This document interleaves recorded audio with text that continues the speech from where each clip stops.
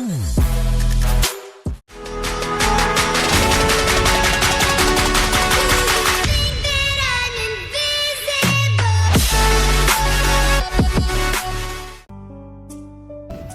WhatsApp, সবাই কেমন আছেন? আলহামদুলিল্লাহ সবাই অনেক বেশি ভালো আছেন।